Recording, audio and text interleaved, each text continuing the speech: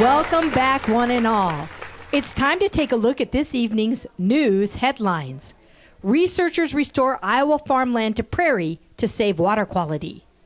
Habitat loss impacts Iowa's biodiversity. Strips program helps soil. You know, I was going to make this a joke, but I don't think we need a joke. You know what I'm saying, Todd? Yeah, Jackie. I think what you're saying is you want to slow jam prairie strips. That's right. I want to slow jam prairie strips. And I'm not the only one. Greetings, everybody. I'm Schulte Moore. And I, too, want to slow jam prairie strips. Hit me 3 times.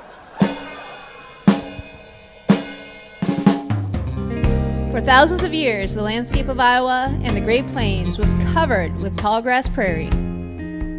Oh, give me a home where the buffalo roam and the deer and the antelope play.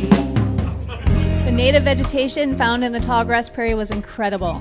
Some of these warm season plants, like big bluestem, would grow to be 10 feet tall, and their strong roots would reach even deeper than that, below the soil surface. These roots helped create the amazing rich soil that is now valued for cropland. Iowa's landscape looks dramatically different today, with less than 0.1% of the original tallgrass prairie remaining in our state. Ah, shucks. No more little house on the prairie? The corn and soybean plants that cover our landscape today have shallower roots than the native prairie vegetation.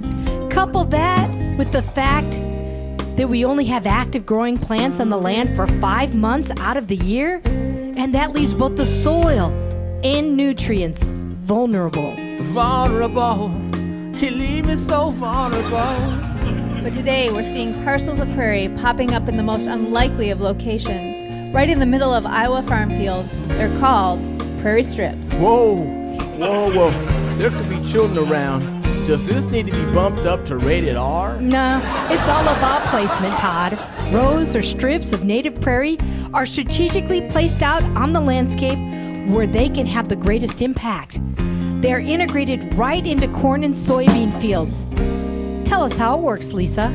The land taken out of crop production and put into prairie strips doesn't need to be very much. Typically, 10% of the land is transitioned from crop production to a mix of perennial prairie plants, dominated by stiff stem grasses and forbs. Harder, better, stiffer, stronger. These plants are less prone to collapse under heavy rain, which makes them really effective in providing resistance to water flow and sediment movement. Well, let's all slow the flow. So I think what you're saying, Lisa, is that with prairie strips, the water walks off the land instead of running off the land. A lot more water soaks in or infiltrates. When it comes to water, let's reduce the runoff. Prairie plants do it the best, so don't shun or scoff. By being really precise about prairie strip placement, we can get some amazing disproportionate benefits. Even though prairie strips make up just 10% of the total landscape, sediment loss can be reduced by 95%. 95%. And that's not all. Prairie strips also cut back on nutrient losses. Nitrogen export can be reduced by 84%. 84%.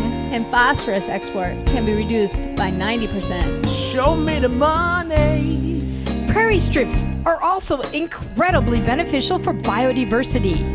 That's right, Jackie. Prairies are beautiful. It was beauty.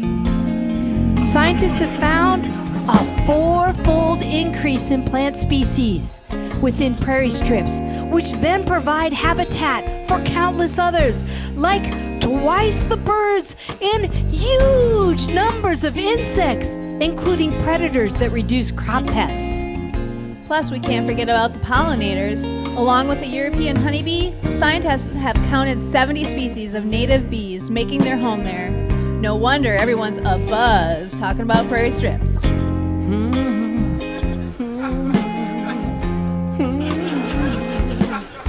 In the conservation journey, this is the next chapter. Soil moving to the strips is gonna get captured. Water leaves the strips a whole lot cleaner, and our landscape is so much greener. It's the new reality to which we need to come to grips.